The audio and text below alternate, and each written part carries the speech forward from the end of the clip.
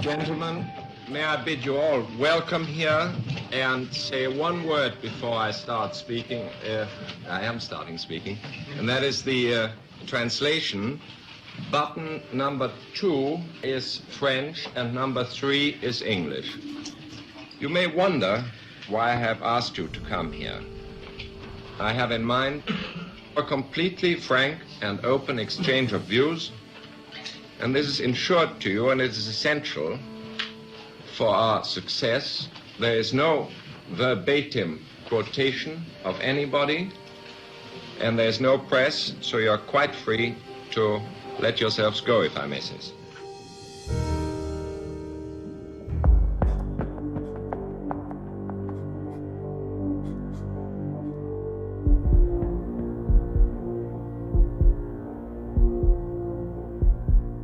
My name is Daniel Astulin.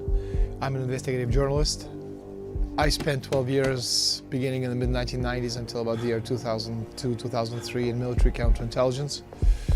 Then I got burnt out, normal. It's what basically happens to all of us. We all burnt out.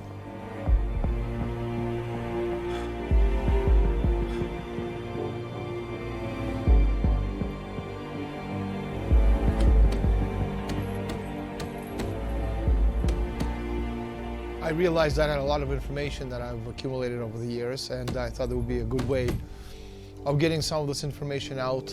And one of the subjects that I thought would be of interest to the general population would be this very secretive, not secret, but secretive organization calling themselves the Bilderberg Group.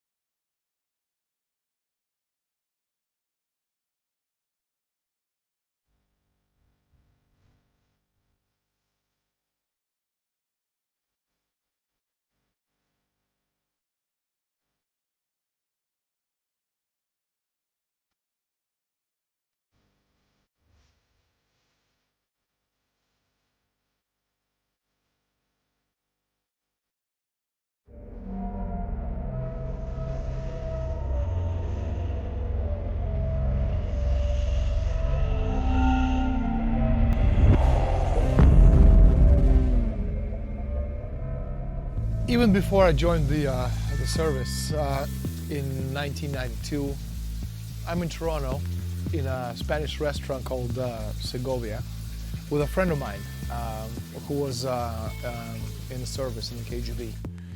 And over steak and potato lunch, this man, let's just call him Vladimir. And according to him, Canada was going to be split up into English and French-speaking Canada.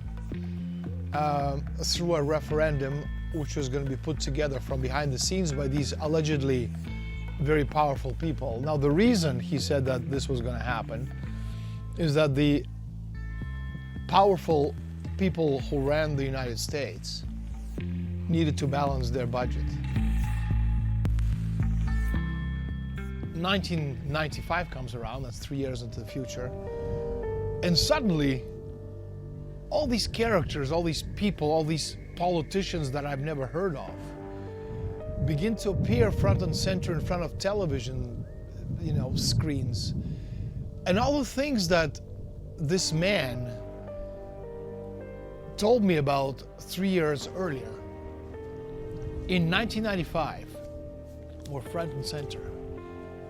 And then I suddenly realized that if the presidents and the prime ministers were powerless about the body politic itself, about moving the events forward into a certain direction, if they were just bit actors playing their part, then my question is, who the hell runs the world? Imagine a private club where presidents, prime ministers, international bankers and generals rub shoulders, and where the people running the wars, the markets and governments say what they never say in public.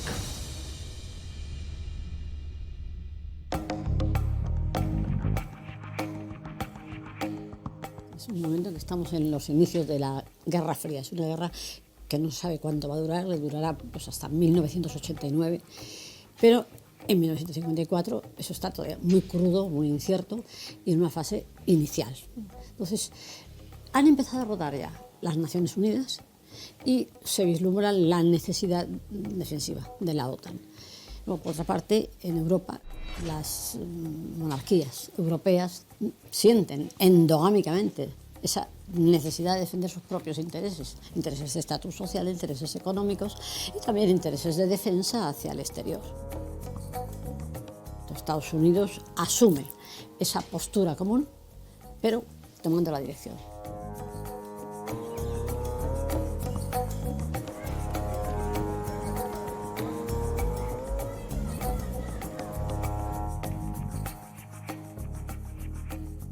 Well, the real reason for the interference of the CIA with Bilderberg was actually the Cold War that was coming up at that time, and they tried to use all the institutes they could get to steer the public opinion in Europe, and actually also in the rest of the world where they had influence. And Bilderberg was one of them, and that was the reason that they financed Bilderberg, the first meeting. Not totally, but for a great part anyway.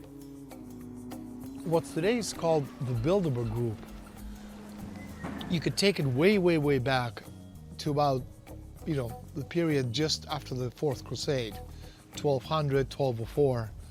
And what's today is called the Bilderberg Group or Bilderberg Society, back then already existed, and it was called the Venetian Black Nobility. No, they're absolutely a continuation of Venice, because basically you had a migration of the Venetian system of oligarchical power over Europe into the Low Countries, in fact, into the Netherlands, where Bilderberg was really founded.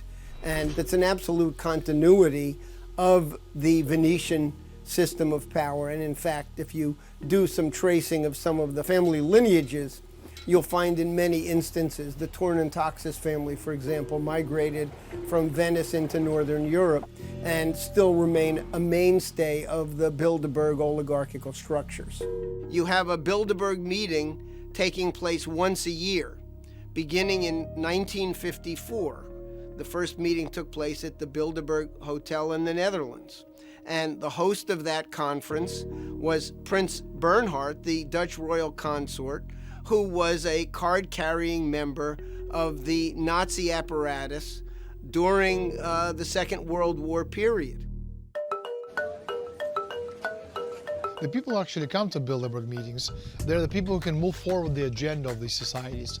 So you have President of the International Monetary Fund, President of the World Bank, President of the European Central Bank, of the Federal Reserve Board. You have key presidents and prime ministers and all these individuals on the political level, also on the empresarial level, and also in the media.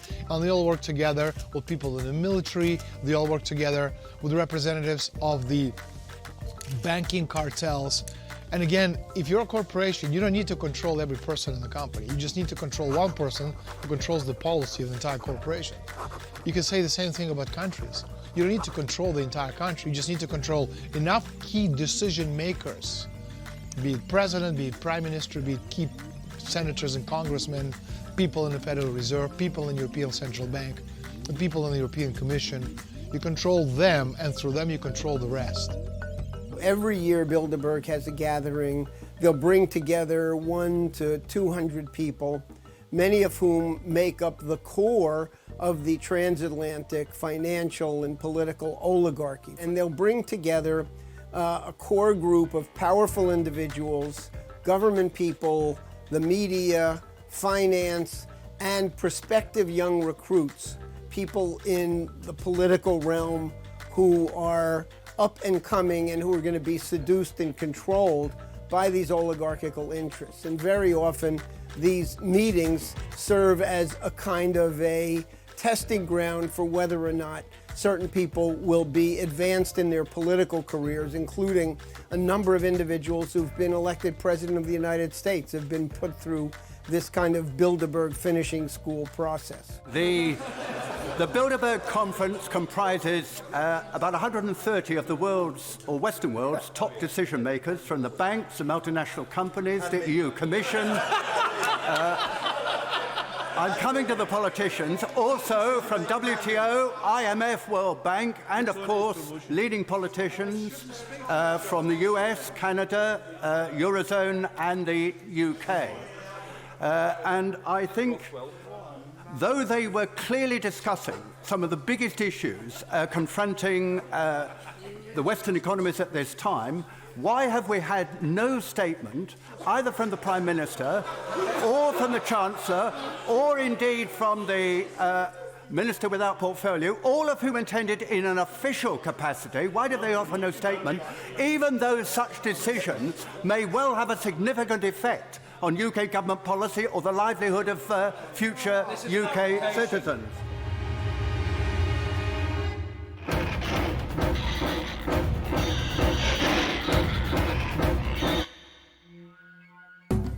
In May 1973, Bilderberg Group met at an exclusive resort at Saltsjöbaden, Sweden. The key point on the Bilderberg meeting agenda was the oil shock of 1973, the 400% targeted increase in the price of OPEC oil in the near future. The oil shock, the hoax, it was in fact a hoax, of 1973, continuing into the late 1970s. And the whole point of the oil shock was to create a nominal flow of money into the hands of the Saudis and other Persian Gulf wealthy nations. The oil hoax ultimately created an enormous volume of wealth transfer nominally into the OPEC countries, the so-called petrodollars, but all of that money went right to London and Wall Street to be managed. So the financial oligarchy in its major centers used the oil hoax to establish an absolute domination over world credit to make sure that it no longer went for any development.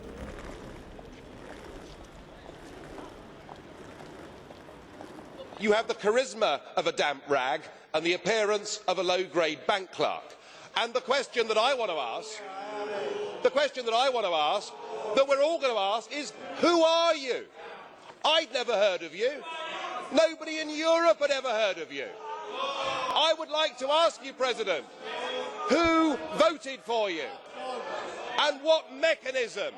Oh, I know democracy is not popular with you lot. And what mechanism do the peoples of Europe have to remove you? Is this European democracy? Well, I've tried very hard not to believe in conspiracy theories, but I've been here now for over 15 years, and I can see there is a move towards supranationalism. Just look at the IMF. In Washington, supposed to be independent, effectively, it's become a branch office of the European Commission, and I've got to know over the years the Van Rompuys, the Schultzes, the Barrosos, even the Junckers, the Timmermans, and it's completely clear they actually want to destroy the nation-state as a unit. A few years ago, the Greek Prime Minister said, I'll give you a referendum. He was removed and replaced by a former Goldman Sachs director. And whenever the project goes wrong, whether it's the euro has a crisis or the asylum crisis with the borders, every single time there is for these guys an opportunity. It's known as the beneficial crisis.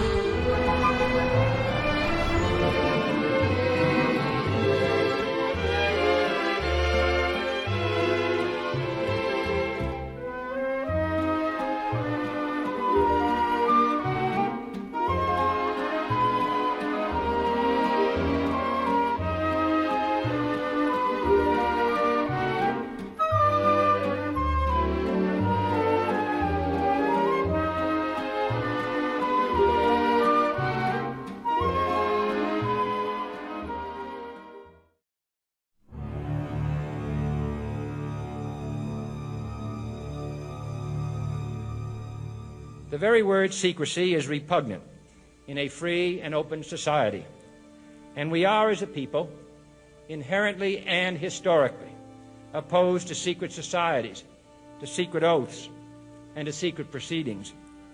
We decided long ago that the dangers of excessive and unwarranted concealment of pertinent facts far outweighed the dangers which are cited to justify it, the facts they deserve to know. For we are opposed around the world by a monolithic and ruthless conspiracy that relies primarily on covert means for expanding its sphere of influence, on infiltration instead of invasion, on subversion instead of elections, on intimidation instead of free choice, on guerrillas by night instead of armies by day. It is a system which has conscripted vast human and material resources into the building of a tightly knit, highly efficient machine that combines military, diplomatic, intelligence, economic, scientific, and political operations. Its preparations are concealed, not published. Its mistakes are buried, not headlined. Its dissenters are silenced, not praised. No expenditure is questioned, no rumor is printed, no secret is revealed. As in a television soap opera, there are actually secret spin-off organizations similar to the Bilderberg Group who play a vital role in the New World Order scheme to use wealth concentrated in the hands of a few to exert world control.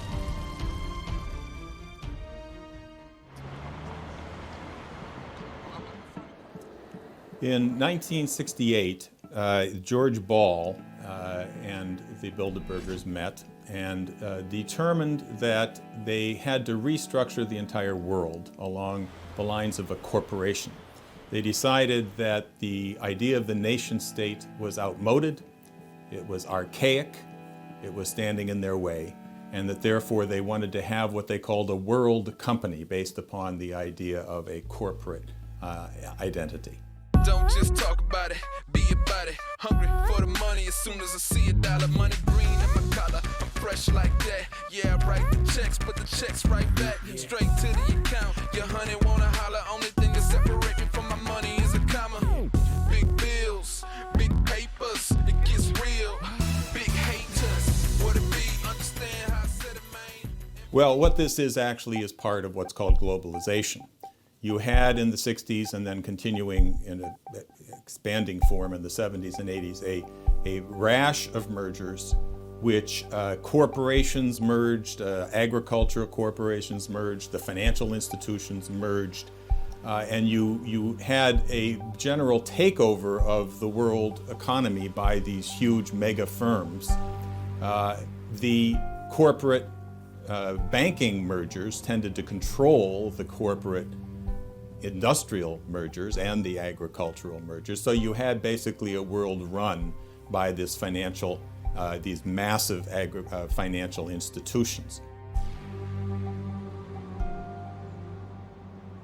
The concept is one world company limited. Corporations that have a hell of a lot more power than any government on the planet. And you're seeing it right now that governments don't govern, presidents don't do anything other than do what people who put them in power tell them to do. And so the idea is that all of these corporations, the Goldman Sachs of this world, the JP Morgans, etc., they are the key people in all key institutions around the world. And it's through them that the power base is exercised. So again, it's not one world government, it's one world company, limited corporations with a lot more power than any government on the planet. In fact, this was discussed at the Bilderberg Conference in 1968, where George Ball, Undersecretary for Economic Affairs with JFK and Johnson, he said, and I quote, loosely quote, how can we create corporations that can actually give orders to governments? And this is what you have today. E mentre qui ci vengono presentate delle soluzioni, una decina di giorni fa, nel chiuso e nel segreto delle riunioni del Club Bilderberg, molti esponenti dell'alta burocrazia e delle leadership politiche europee si sono riuniti probabilmente per dare le direttive alle direttive che poi verranno presentate al Parlamento europeo, che non potrà fare altro che esaminarle. Anche ho sentito questa mattina il Presidente Barroso l'invito a portare aiuto agli amici greci. Non vorrei che l'aiuto fosse soprattutto al suo amico armatore Spiro Lazis. C'è un evidente conflitto di interessi per il signor Barroso e dovrebbe darne spiegazioni.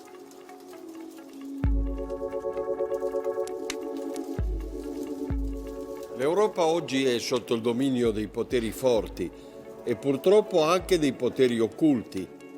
L'Unione Europea con l'euro e la Banca Centrale Europea ha espropriato i nostri popoli di un bene prezioso, la sovranità monetaria. Non siamo più padroni della nostra moneta e quindi del nostro futuro.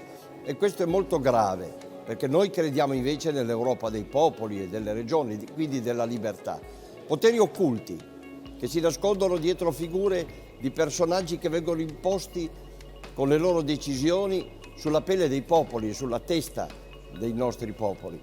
E sono sempre banchieri. It is about the building of an empire. And the paradox of this project, of this supranational European project, is the least popular it becomes with the people, the bigger mess it creates, the more power they get at the center.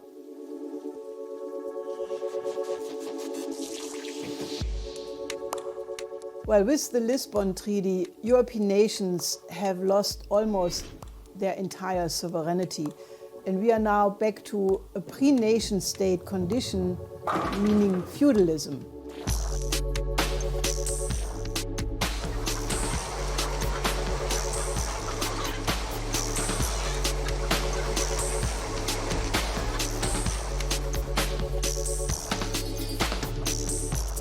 You know, we're living on a very small planet with limited natural resources and an ever-growing population base.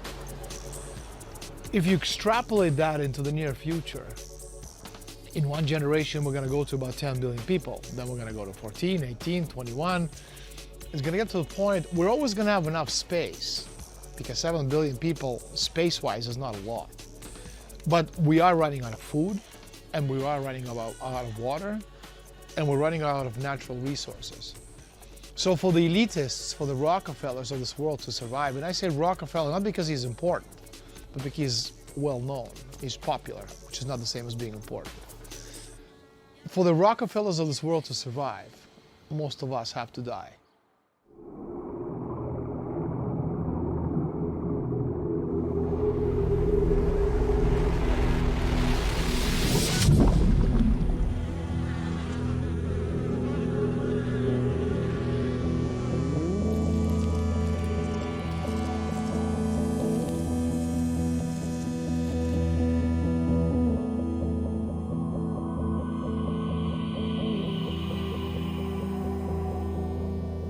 Was an absolutely willful act on the part of precisely this Bilderberg apparatus.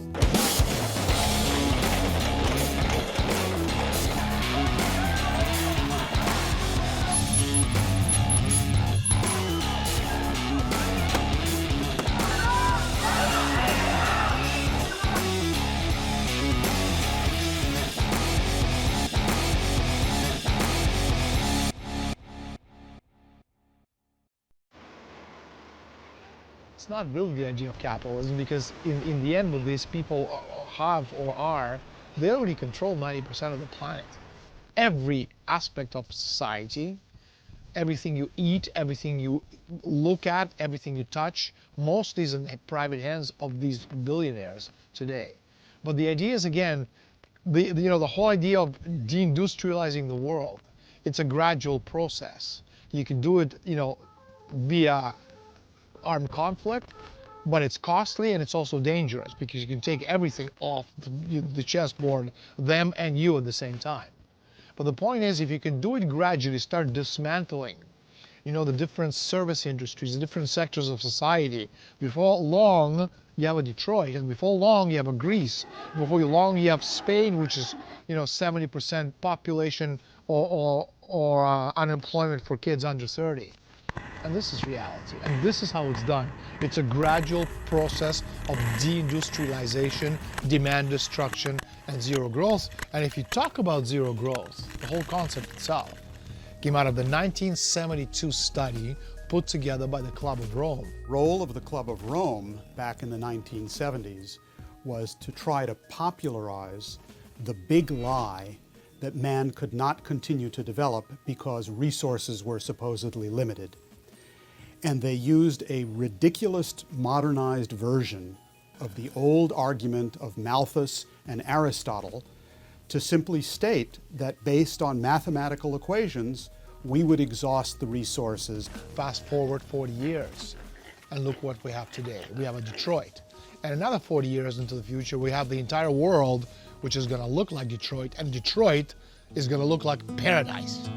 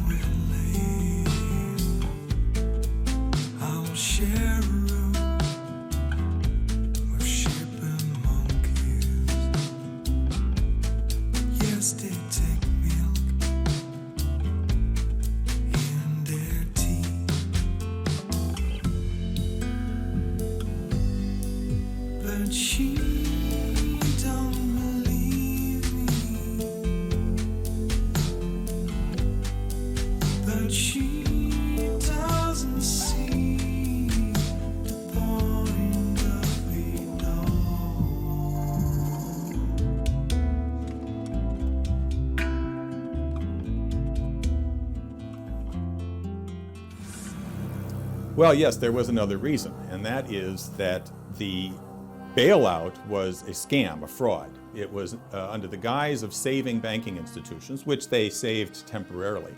They were effectively taking unpayable debt, huge quantities of unpayable debt, and transferring it from private corporations to governments. This didn't make the debt any more payable.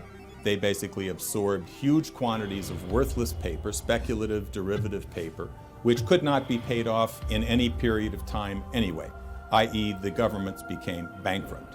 Now you see this in Europe over the last years, where each country is being forced to do the same thing that was done in the US, take on the massive debts of these banks and effectively leaving them bankrupt. What you have is the growth of corporate dictatorships under the banking institutions that run the governments, corporate fascism.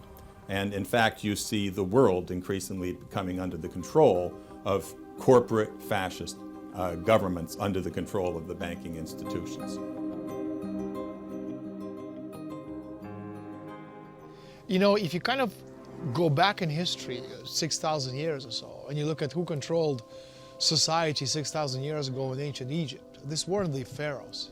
They were the high priests, who basically gave us knowledge one little droplet at a time, just enough knowledge for us to survive and get by as we do today, just enough for us to get by day to day to day to day with what meager salaries we earn. Now, so on the one hand, what you had back then, you had the high priests giving us this, droplets of knowledge.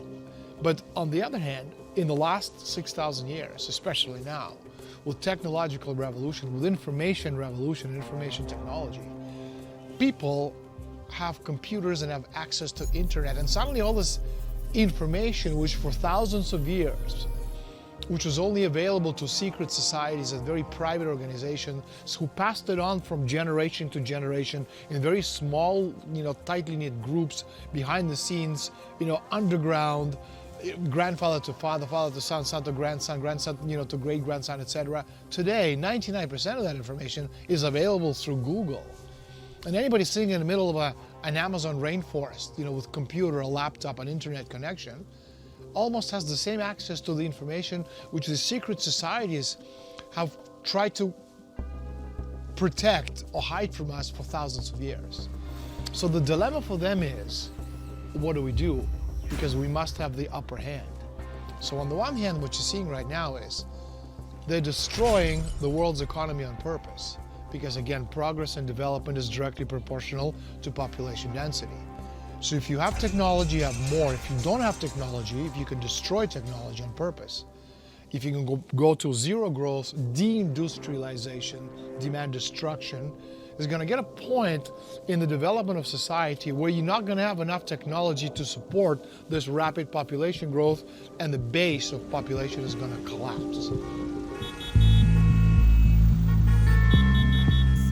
Well, the primary goal is to defend the status of a unipolar world, even if that means to prepare a preemptive global first strike. The oligarchy want to defend their privilege to be a superior species, and they want to keep the rest of the population deliberately backward and stupid, and that is why they promote such banal entertainment, which is only aimed that people stop to think.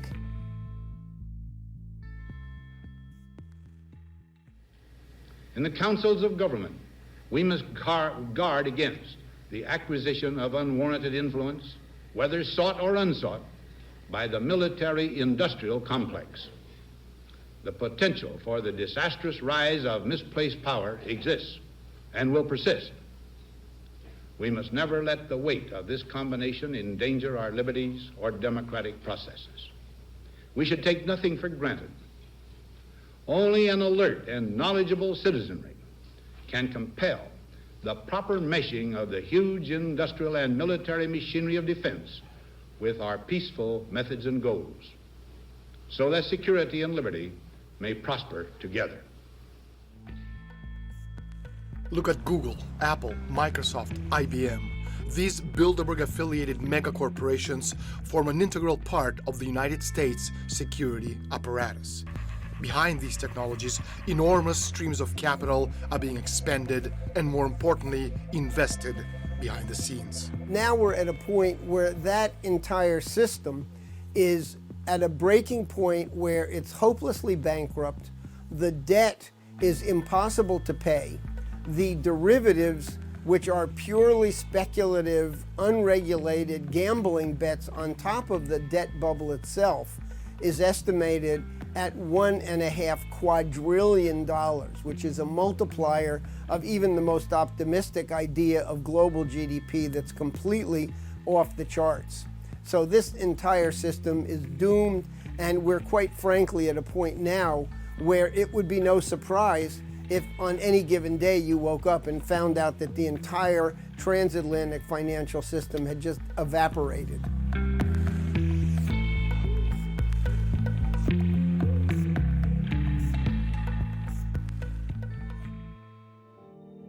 Well, a lot of people think that the British Empire no longer exists, but this is an illusion. Just ask yourself, why is it that after the big financial crash of 2007, 2008, there was absolutely nothing done by the G20 or anybody else to re-regulate the banking system? And they kept quantitative easing, they kept zero interest rate policy, which is really expropriating the majority of the population. And now we are in front of an even bigger crash than 2008, and there are no so-called tools anymore to do anything about it. So the reason is that the oligarchy controls what is called globalization. And globalization is really only another word, another notion for the British Empire. It is the combination of central banks, investment banks, hedge funds, private equity funds, insurance and reinsurance firms who control what is generally called the global financial system. And in reality, the EU is only the continental sub-entity of that empire.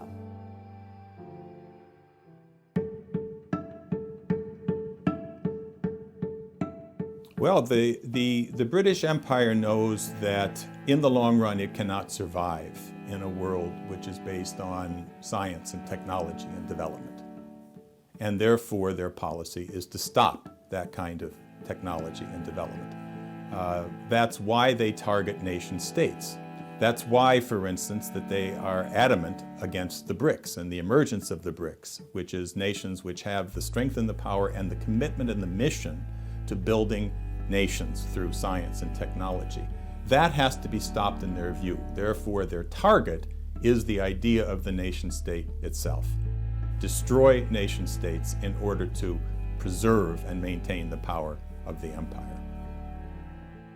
There is absolutely a plan to depopulate the world, and you simply have to listen to or read the writings of people like Prince Philip of Great Britain, who has stated explicitly that we should reduce the population of the world from 7 billion people down to 1 billion. He has stated very charmingly that he would like to be reincarnated as a virus to try to reduce the world's population.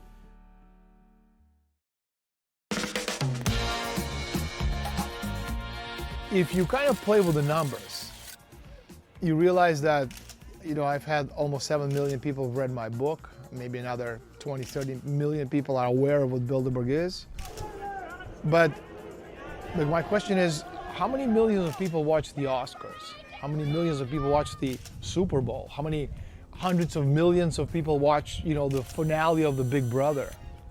So the point is that when you play with the numbers, you realize it's easy to sway people's attentions. And also, because of everything we've been taught and how we've been, taught to behave as people, the media, which forms part of this conspiracy, they've been able to convince the people that unless something is on the cover of the New York Times, the Washington Post, Le Monde, The Economist, Wall Street Journal, it doesn't exist. Which is why so many times people say to me, if what you say is true and it is shocking, why is it not on the cover of the New York Times? Because again, the New York Times of this world, they form part of the Bilderberg organization. They form part of all these other societies. They're part of the elite. Their job is not to tell the truth, but to sell a particular vision of reality which the elitists need to move their agenda forward. We're in a lot of trouble.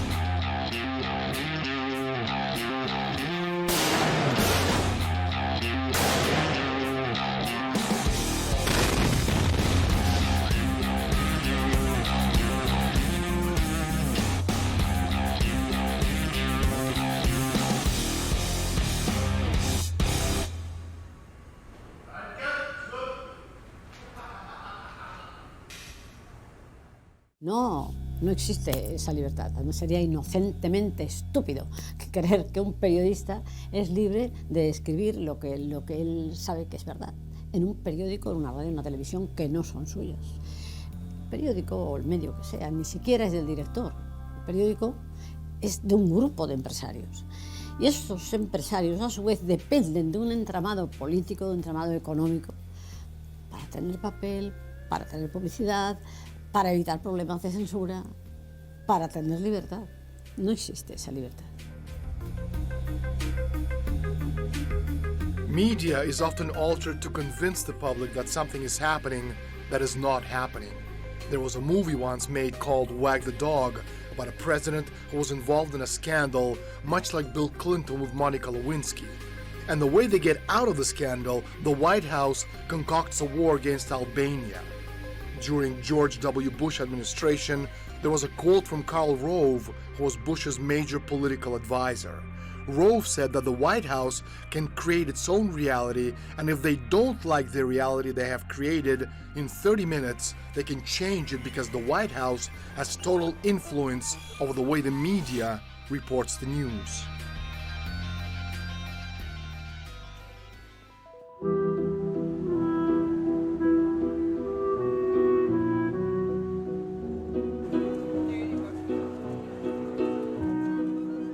C'è una congiura del silenzio, non si vuole far sapere all'opinione pubblica chi veramente comanda, i poteri forti, le loro riunioni, il Bilderberg, la trilaterale, che si riuniscono a porte chiuse, senza che nessuno possa sentire, nessun estraneo e soprattutto riferire ai popoli cosa si è deciso sul loro futuro.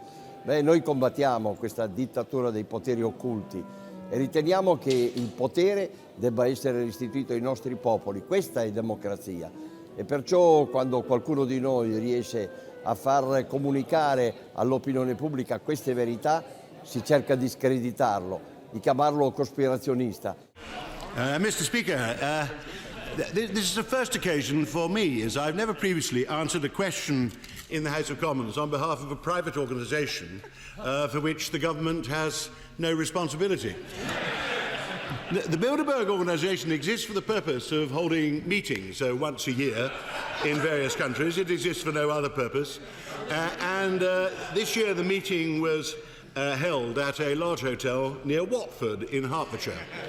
I didn't receive adequate notice of this question as it happens, because I wasn't found in time to put to hand the list of those who participated and the agenda which we discussed, but we always circulate those before the meeting and they're readily available, and I can certainly put any honourable member in touch with a source of the list of those who took part. Each year we invite something over 100 people. It was about 140 this year, drawn from both sides of the Atlantic, from Europe, including Turkey, and from the United States and Canada. The people who attend are drawn from the worlds of government, politics, academia, defence, journalism. We all attend the people who attend change slightly each year. There's a core of those who regularly attend. Different people come. Well, I'm trying to guess at what on earth people are asking a parliamentary question about this for and what they're interested in.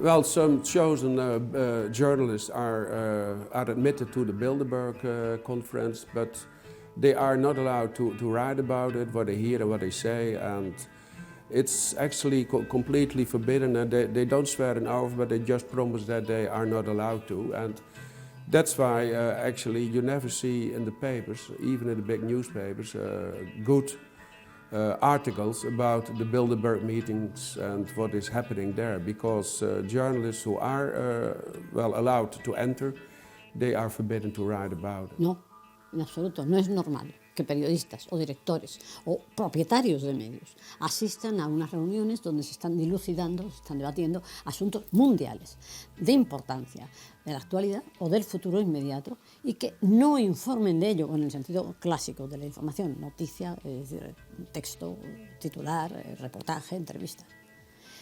Pero, hay que decirlo, sí informan subliminalmente, indicando, dirigiendo lo que se debe decir desde esos medios, creando la moda opinativa.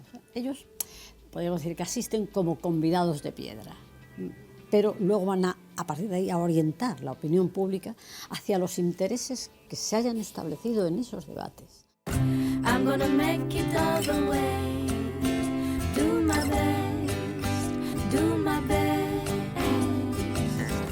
I'm gonna make it all the way, do my best, do my best. I'm gonna slide the whole way, do my best, do my best. You can come and hold my hand, we'll be the best of us, oh, the best. Security was tight today at the Grove Hotel in this leafy area north of London. 140 members of the global elite arrived here for a top-secret, hush-hush, off-the-record conference in the English countryside. How's this for a guest list? The head of the International Monetary Fund, former Treasury Secretary Tim Geithner, the heads of Amazon.com, Google, and BP Oil, former General and CIA Director David Petraeus, and what's a top-secret cabal of puppet masters without Henry Kissinger? All of them came here today for the Bilderberg Conference. That's Bilderberg, not Build-A-Bear. Participants are tight-lipped about discussions, other than to say topics will range from the economy to jobs to U.S. foreign policy, what the organizers call megatrends and the major issues facing the world. Reporters and outsiders are not allowed in, and everything is off the record. Organizers say that so participants can take time to listen, reflect, and gather insight.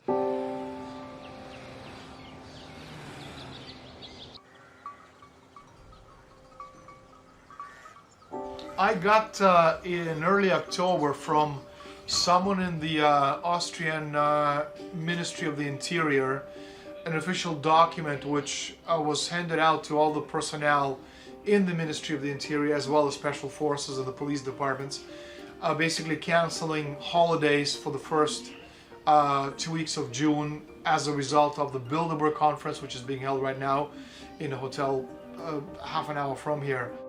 Un grupo de poder, un grupo de poderosos que no pertenecen a ningún gobierno nacional, pero sí son parte de un gobierno supranacional, un gobierno mundial. Ellos no adoptan decisiones ejecutivas, pero sí prefiguran y predeciden lo que ha de acontecer. O sea, ellos diseñan los futuros convenientes en el escenario económico, en el escenario político, en el escenario defensivo. Well, you know, we're in a hotel in Innsbruck, about 35 kilometers from the hotel where the Bilderberg conference is actually taking place.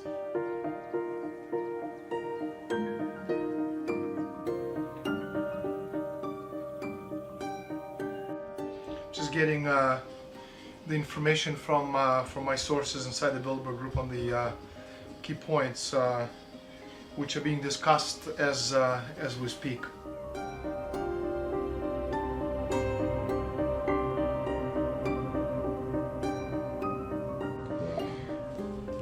Daniel, I'm pasting for you some of the key discussion points which shall be taken up at this year's meeting. As you know, the world is in dire shape and the financial system can blow out at any moment. There are a lot of very worried, or should I say freaked out people who will be attending this year's conference. Their only saving grace is that most of the planet is completely oblivious to what is going on around them. Good luck to you, and as always, put this information to good use. Instead of going to the hotel, and if you can't get anywhere near the hotel, there's a 5 kilometer, security perimeter, and actually from what we're hearing, it's actually has gone over to almost 8 kilometers. So, when you're 8 kilometers away, you can't get anywhere near the hotel, and so as I get the information anyway, because my sources are inside the conference, from what we're seeing, it's absolutely impossible to get anywhere near the hotel, and I hope somebody does, but I don't think so.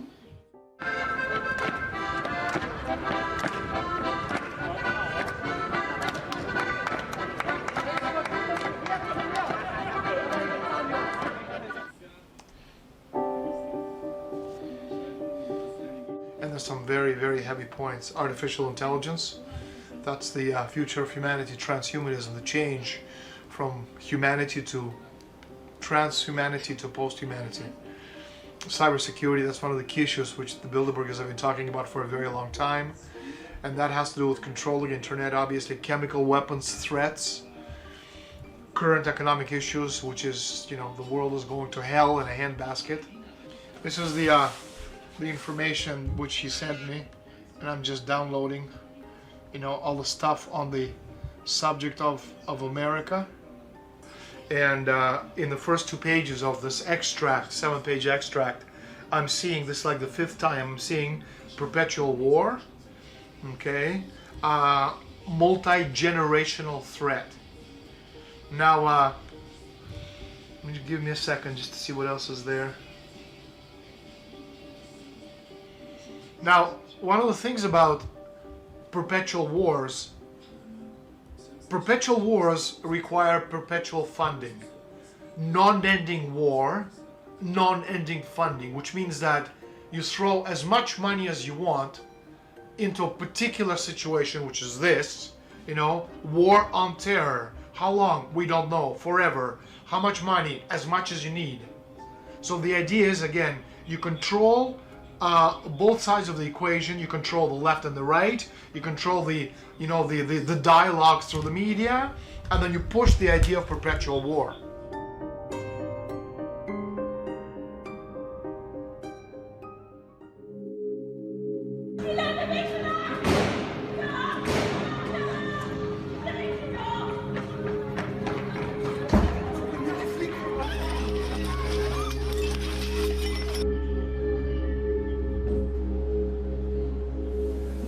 L'état d'urgence sera décrété, ce qui veut dire que certains lieux seront fermés, la circulation pourra être interdite et il y aura également des perquisitions qui pourront être décidées dans toute l'Île-de-France.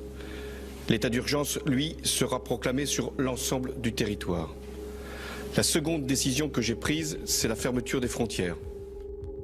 Immediately after the terrorist attack against Charlie Hebdo at the beginning of this year, the former US Senator Bob Graham said that if the famous 28 pages of the original September 11 report would have been published, this attack would not have happened. Now, what this means is that the original September 11 Commission of the Congress published a report, and 28 pages are classified to the present day, but we more or less know what's in it. It pertains to the role of Saudi Arabia financing terrorism and Wahhabi Salafist attacks around the world. Now, this has another dimension, and that is that the Anglo-Americans have instrumentalized radical Islam since Brzezinski in 1975.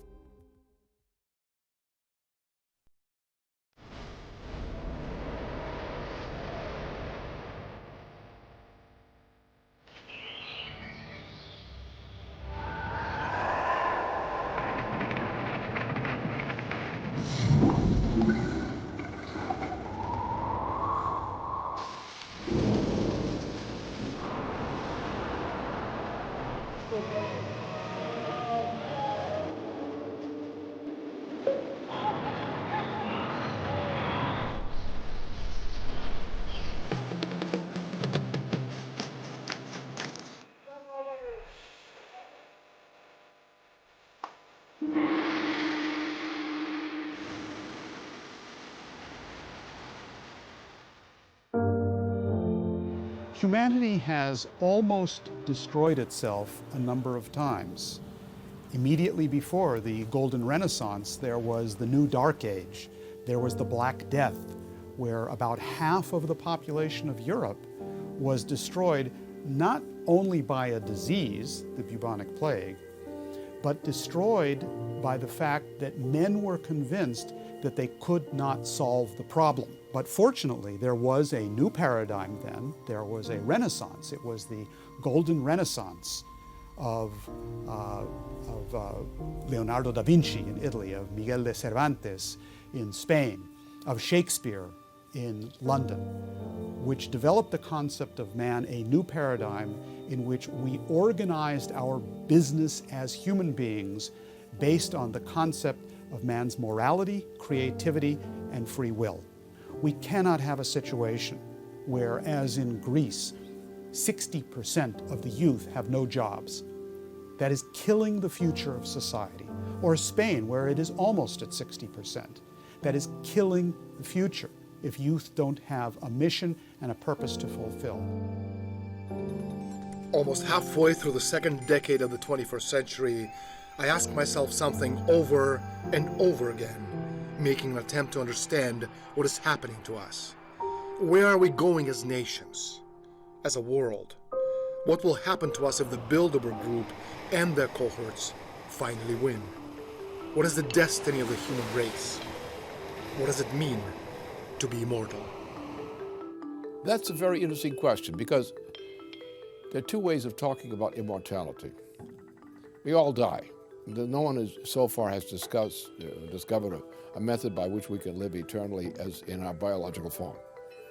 So therefore, the meaning of the human mind and the human body may not be quite the same thing. For example, people like Einstein, for example, who over a century ago defined matter-antimatter progress, which we're now going into today. So some people are immortal because of the consequences of their having existed. And the best we can do as human beings, which no other animal can do, is we can continue to be immortal in our participation in the development of humanity and the development of our solar system. So immortality means one thing. It means either the consequences of your having lived the benefits for mankind of your having lived one way or the other, as a poet or as a scientist or whatever. You've contributed something to the wealth of humanity, and you are, in that sense, immortal. Or you can be a poor slug who doesn't think, who has no consequence, no reason to exist, who just lives and dies. And that's the choice. I have had certain attempts on the part of the Bilderberg Group back about 10 years back, where I was actually offered money to cease and desist, go away. And I describe it in one of my books. And as I sat there watching this man write a check, I said to myself and I said to him, help me out, please. How many zeros is one's freedom worth? He stopped, paused, looked at me, gave me the check, which I have, check as a memento, and he said, Mr. Estulin, you have a nice day. So the point is that even if they do kill me once, I think I've done my bit on this planet Earth, and I've reached a certain level of immortality, and I've done my part to pass off the baton to the future generations, and it's their job, to pick it up and go with it, because again, humanity's one, and we have to do everything in our power to make sure that we, as society, achieve this immortality. And for me, immortality is assuring the survival of the species, all of the species. And for us to happen, for this to happen, we've got to make sure that higher ideals, on the general level of things, take precedence over money, and even one's personal safety. Yes, we can win this war, but the first step necessary for actually winning is to know what the war is.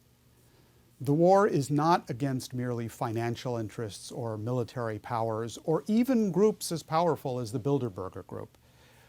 It is a war against what has been called powers and principalities. It's a war against a concept of man which is evil. It's the concept of man that we are nothing other than animals. It is an idea which says that human beings do not have the capability of a creative spark, that we do not in fact have free will, that we therefore cannot act morally or immorally, we just simply do whatever our desires say.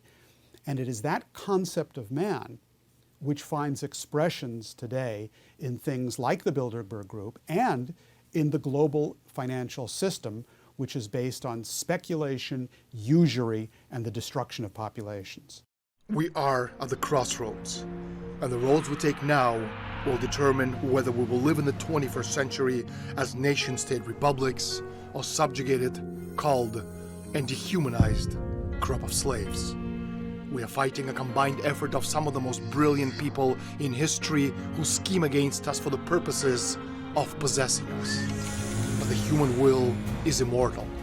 Tyrants have killed millions, and yet people fought and eventually won their freedom. Freedom stirs the human heart, and fear stills it. Amidst the deafening cacophony of patriotic silence, insurgent voices command attention. Immortality has its moral basis in truth and incorruptibility. It deserves to be given all the support that it can get.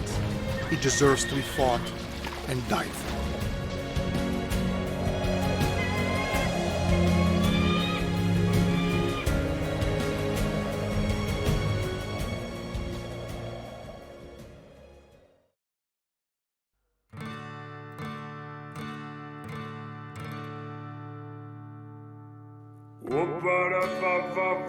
I sing. Oh, ba-da-ba-ba-ba, it's my song. Oh, ba-ba-ba, the more I see, the less I know.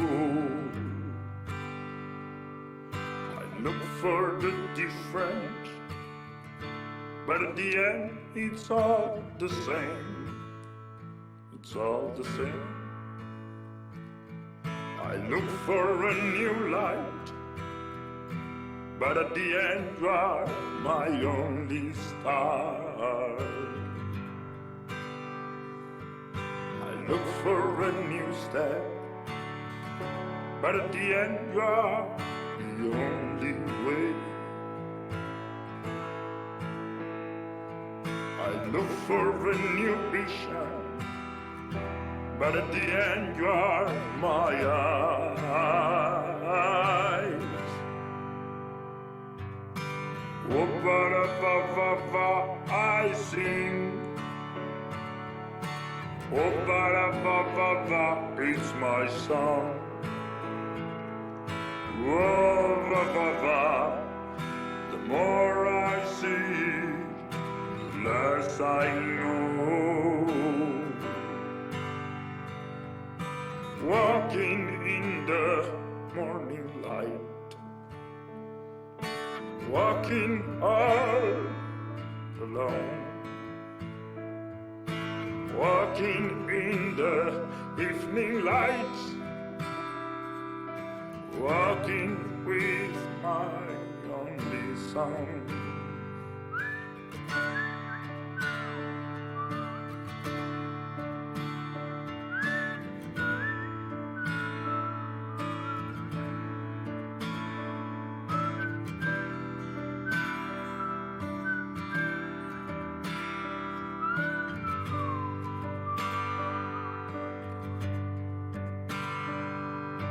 Oh, ba-da-ba-ba-ba, I sing. Oh, ba-da-ba-ba-ba, it's my song. Oh, ba-ba-ba, the more I see, the less I know. Oh, ba-da-ba-ba-ba, I sing. Oh, ba-da-ba-ba-ba, it's my song.